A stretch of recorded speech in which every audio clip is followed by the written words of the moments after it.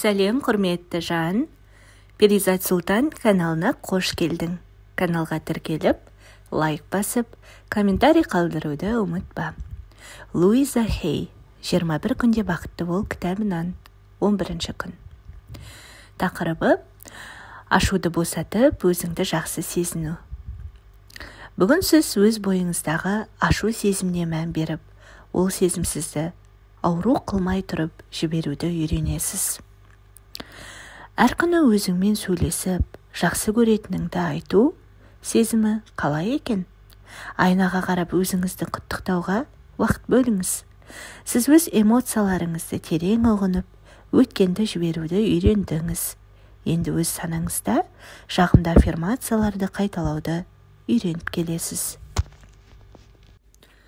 Ашу ол әділ эмоция, бірақ ол сыртқа шықпағанда, іштен көрініс тауып денені қандай да бір ауруға шалдықтырады, немесе қандай да бір дисфункцияға алып келеді.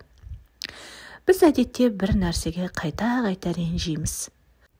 Біз ренжулі болғанда, іштегі ашуды шығара алмағанда, ішке жұтқанда, бұл наразылық пен депрессияны тудырады.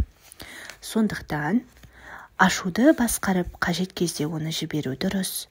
Ашуды жеңудің ең жақсы жолы сол ашуды тудырған жанмен ашық сөйлесу. Егер біреуге айқайлағыңыз келсе, демек ашу ішіңізде ұзақ уақыт бойы қайнаған. Бұл жағдай көбіне сіз өзге адаммен ашық сөйлесе алмағанда болады. Сонымен қатар ашуды жіберудің екінші тәсілі ол айна арқылы сол адаммен сөйлесу. Айнамен жұмыс ішіңіздегі барлық сезімді шығаруға көмектеседі. Менің шәкірттерімнің біріне ашуын босату қиынға соқты. Ол ақылмен ішкі сезімдерін ұғынса да, оны сыртқа шығара алмады. Ол айна арқылы өз сезімдерін шығара бастағанда, ол айқайлай алды және өзінің ішімдікке құмар қызын барлық мүмкін атаумен атады. Өте қатты жеңілдеді.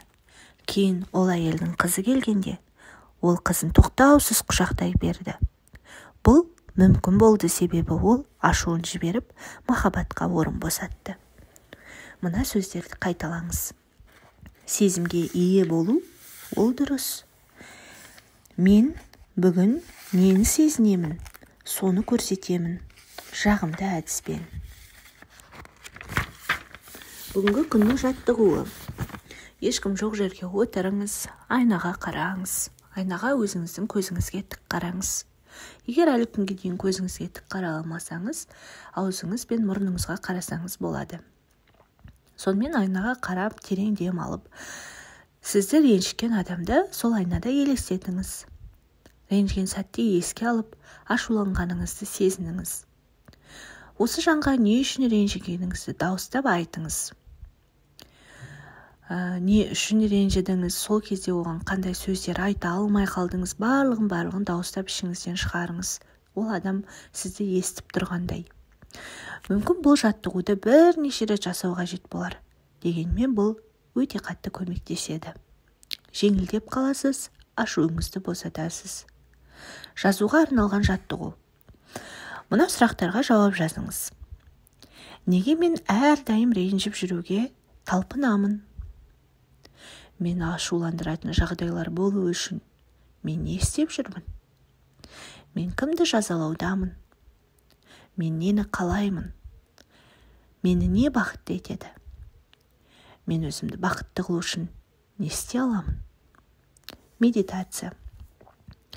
Сізді сауықтыратын жарық деп аталады. Өз жүрегіңізге ойша терең үңіліңіз. Және сол жүрегіңізден жарқыраған әр түрлі түске боялған нүкте табыңыз. Ол сондай әдемі.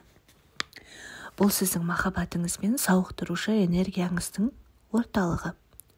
Осы нүктенің қалай толқып жатқанын қараңыз. Ол сіздің жүрегіңізді толтырғанша үлкейді. Осы жарық маңдайыңызға, саусақ ұштарына, қол аяғыңызға барды. Соны ойша елестетіңіз. Сіздің махаббатыңыз бен сауықтырушы энергияңыздан құралған бұл түрлі түсті жарық денеңізге толық тарады. өзіңізге айтыңыз: әрбірден менің денсаулығым жақсаруда.